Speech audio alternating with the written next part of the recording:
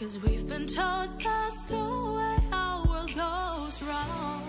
Walking on the grounds we've always known, stepping on the footprints in the snow. Ya, di sini saya akan mewawancarai seorang tenaga pendidik yang dimana beliau adalah tenaga pendidik di sebuah MI di Majenang. Ya, dengan Mbak Titin di sini, gimana kabarnya Mbak Titin? Alhamdulillah baik. Alhamdulillah.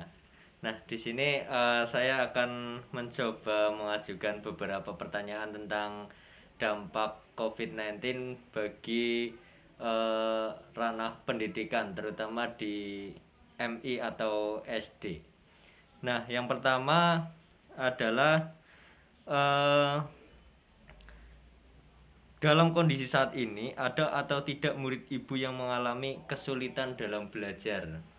Pastinya ya ada, karena apalagi di sekolah yang saya ajar itu kelas bawah, dimana anak-anaknya itu masih kurang bisa membaca. Jadi anak masih harus butuh bimbingan dari guru dan juga pastinya orang tua di rumah. Iya. Terus efektif enggak sih pembelajaran online yang saat ini sedang dilakukan oleh pemerintah? Menurut saya pribadi kurang efektif, karena tidak ada tatap muka antara guru dan siswa, itu membuat ikatan emosional antara guru dan siswa itu berkurang. Nah, terus orang tua juga di rumah pastinya harus lebih meluangkan banyak waktu untuk anaknya kan. Apalagi untuk tingkat SDMI, kita anggap mereka itu belum bisa menggunakan HP dengan baik lah. Kayak gitu. Berarti harus tatap muka bagusnya ya Mbak ya? Ya bagusnya memang seperti itu, tapi kondisi seperti sekarang ini kan memang tidak memungkinkan, mau tidak mau ya harus jarak jauh. Iya. Terus keluhan apa saja anak-anak yang sering bilang atau sering dikeluhkan ketika belajar online? Itu seperti apa aja Mbak? Yang dikeluhkan anak-anak ya? Kalau dari anak-anak sendiri itu pastinya kan merasa banyak gangguan. Banyak gangguan di rumah ketika belajar, apalagi yang mungkin keluarga banyak anak kecil kayak gitu ya. Jadi kurang fokus, terus lagi belajar digangguin sama adiknya, diambil bukunya kayak gitu. Iya. Terus mengenai kebijakan-kebijakan yang ada di sekolahan itu, kebijakan apa saja? Apa ada kebijakan baru atau kebijakan yang lama masih berlangsung tentang saat ini COVID-19 yang sedang marak atau sedang terjadi saat ini? Kebijakan kita pastinya yang mengikuti dari pemerintah ya. Kayak gitu, kayak misalnya kita harus pembelajaran online ya kita lakukan itu. Jadi kita melakukan pembelajaran daring via WA. Terus kemudian guru itu juga membuat video-video pembelajaran yang nantinya itu di-share ke wali murid supaya ditonton lah oleh anak. Kemudian juga membuat modul pembelajaran untuk anak belajar di rumah, dimana itu tujuannya supaya tidak terlalu membebani anak dengan banyak materi modul yang kita buat itu. Karena kalau misal LKS yang dari pemerintah itu kan bisa dibilang terlalu banyak materi, apalagi untuk tingkat SD kelas 1, 2, 3 sudah banyak sekali materinya. Itu kadang ada anak yang merasa terbebani dan juga orang tua pun juga sama seperti itu. Jadi kita mengambil kebijakan untuk membuat modul sendiri gitu yang dibuat oleh guru kelasnya.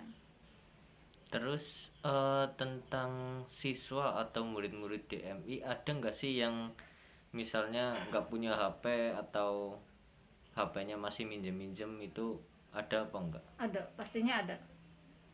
walaupun termasuknya kan sekolah yang tempat saya kerja itu bisa dibilang di tengah kota, tapi ya tetap ada lah satu dua ya. yang belum memiliki atau memegang HP yang Android kayak gitu.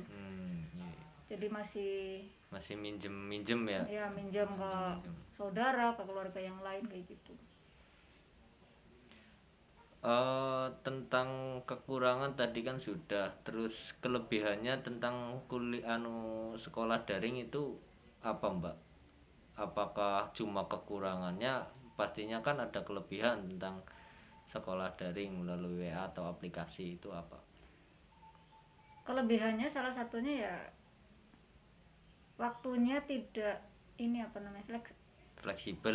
Lebih fleksibel kan, tidak terbatas waktu. Iya. Ya kadang ada yang seperti itu, walaupun kita tetap yang membatasi waktu, misal jam sekian sampai jam sekian ini nanti akan ada pembelajaran gitu, tapi kan ada yang tidak bisa ya karena mungkin punya kesibukan di rumahnya, bagi orang tua yang bekerja kayak gitu kan, tetap kita kasih waktu.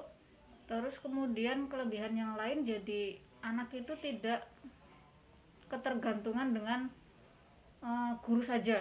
Jadi anak itu bisa membuka belajar, wawasan belajar mencari dari internet kayak gitulah ya.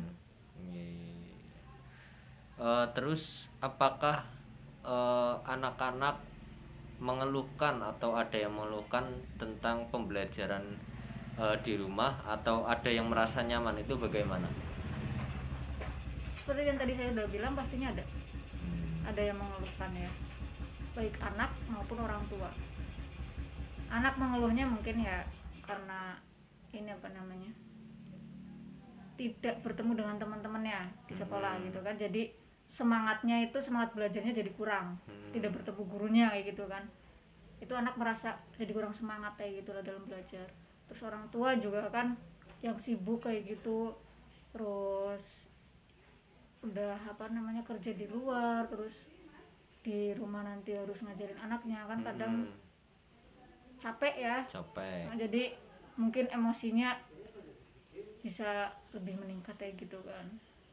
Terus mengenai informasi-informasi yang dari sekolahan itu, ketika ada anak yang tidak memiliki HP itu bagaimana? Apakah seorang guru harus ke rumah siswa tersebut atau melalui saudara-saudaranya? Melalui saudara atau dengan temannya yang dekat dengan rumahnya kayak gitu. Di informasinya paling dari situ. Tahu sekali ya guru nengok ke rumahnya, minimal untuk mengambil tugasnya dan ngecek